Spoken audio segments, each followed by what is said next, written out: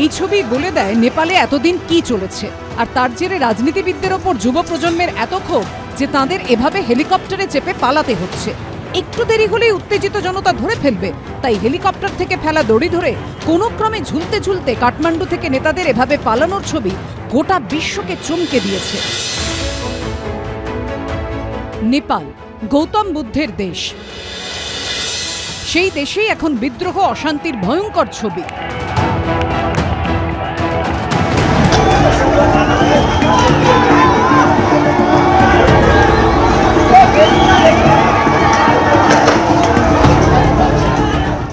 আর এই অশান্তির আবহে এবার নেপালে মৃত্যু হলো প্রথম ভারতীয়র। উত্তরপ্রদেশের গাজিয়াবাদের বাসিন্দা রামবীর তাঁর স্ত্রীকে নিয়ে নেপালে ঘুরতে গিয়েছিলেন। নেপালে চলা অশান্তির বিষয়ে তাঁদের কিছুই জানা ছিল না। এই দম্পতি যে হোটেলে ছিলেন, মঙ্গলবার রাতে সেখানে আগুন ধরিয়ে দেয় বিক্ষোভকারীরা। প্রাণ ভয়ে হোটেলের 4 তলা থেকে লাফ দেন দুজনে। স্বামী স্ত্রী দুজনেই আহত হন। পরে হাসপাতালে স্ত্রীর মৃত্যু হয়।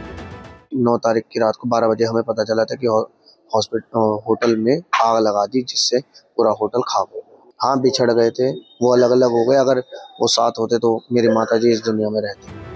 নেপাল ভারতের পাশের দেশ, যে সীমান্ত আবার পুরোটাই খোলা, পাসপোর্ট ছাড়াই এপার ওপার করা যায়। পশ্চিমবঙ্গের সঙ্গেও নেপালের প্রায় 100 কিলোমিটার সীমান্ত রয়েছে। এই পরিস্থিতিতে আতঙ্ক বাড়িয়েছে নেপালের বিভিন্ন জেল ভেঙে প্রায় 15,000 কয়েদির পালানোর খবর। এরই মধ্যে গা ঢাকা দিতে নেপাল ছেড়ে ভারতে ঢোকার সময় 61 জন কয়েদিকে সীমান্তে পাকড়াও করেছে এসএসবি। জেল ভেঙে পালিয়েছিল বেশ কয়েকজন কয়েদি। তারা ভারতে ঢোকার চেষ্টা করতেই বেশ কয়েকজনকে আটক করা হয়েছে এবং তারপর থেকে নিরাপত্তা ব্যবস্থা এবং ভেতরে ঢোকার সমস্ত নিয়ম কানুন আরো বেশি কড়া করা হলো। নেপালে আমরা শুনছি কোনো আনসোশাল এলিমেন্ট এখান থেকে না ঢুকতে পারে। For that reason we have kept police কা এখানে চেকিং মেকানিজম, আর কোন আনসোশাল এলিমেন্ট না আসতে পারে। That is the main motive for that. এভারেস্টের দেশ নেপালে যে দুর্নীতির এভারেস্ট তৈরি হয়েছিল তা চুরমার হয়ে গেছে গণবিদ্রোহে। দুর্নীতিতে অভিযুক্ত একাধিক মন্ত্রী থেকে মেয়রের বাড়ি এবং অফিস পুড়িয়ে ছাই করে দিয়েছে বিক্ষোভকারীরা। সেই ভয়াবহ ছবি ধরা পড়েছে এবিপি আনন্দর ক্যামেরায়। নেপালের প্রাক্তন জেনারেল অ্যাডমিনিস্ট্রেশন মন্ত্রী রাজকুমার গুপ্তার ঘর, তার বাড়িতে এইভাবেই স্থানীয় মানুষের ক্ষোভ আছড়ে পড়েছিল। আমরা দেখতে পাচ্ছি সুবিশাল অট্টালিকা, সেই সুবিশাল অট্টালিকার এটা সামনের দিকের অংশ। সামনের দিকের অংশে তার এখানে ড্রয়িং রুম ছিল এবং তার পাশেই এখানে প্রশাসনিক কাজকর্ম করার জন্য একটি ঘর ছিল। এই প্রশাসনিক কাজকর্ম যেখান থেকে হতো পরিচালিত, সেই ঘর এইভাবেই আগুন দিয়ে পুড়িয়ে দেওয়া হয়েছে। ঘরের যাবতীয় সরঞ্জাম সবটাই কিন্তু আগুনের গ্রাসে চলে গিয়েছে। বর্তমান পরিস্থিতি পর্যালোচনা করে প্রশাসনের সিদ্ধান্ত, শুক্রবার সকাল 11টা থেকে বিকেল 5টা পর্যন্ত নিষেধাজ্ঞা জারি থাকবে এবং শুক্রবার সন্ধ্যে 7টা থেকে শনিবার সকাল 6টা পর্যন্ত জারি থাকবে কারফিউ।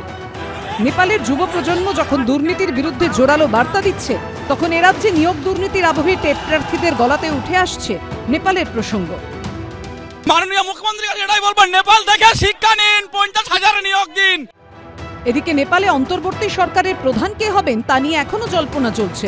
কখনো নাম শোনা যাচ্ছে সুপ্রিম কোর্টের প্রাক্তন প্রধান বিচারপতি সুশীলা কার্কির, আবার কখনো নাম ভাসছে নেপালের বিদ্যুৎ বোর্ডের প্রাক্তন এমডি কুলমান ঘিসিংয়ের।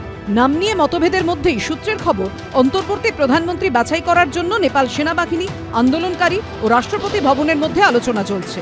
সূত্রের খবর, এক্ষেত্রে রেসে অনেকটাই এগিয়ে রয়েছেন নেপাল সুপ্রিম কোর্টের অবসরপ্রাপ্ত প্রধান বিচারপতি সুশীলা কার্কি। এরই মধ্যে অন্তর্বর্তী সরকার গঠন নিয়ে মতভেদ নেমে এসেছে রাস্তাতেও। বৃহস্পতিবার সন্ধ্যারাতে সেনাবাহিনী সদর দপ্তরের সামনে সংঘর্ষে জড়িয়ে পড়ে দুপক্ষ। কোনো কোনো মহল থেকে আবার অবিলম্বে সংসদ ভঙ্গ করে দেওয়ার দাবিও উঠতে শুরু করেছে। সন্দীপ সরকার ও উজ্জ্বল মুখোপাধ্যায়ের রিপোর্ট, এবিপি আনন্দ।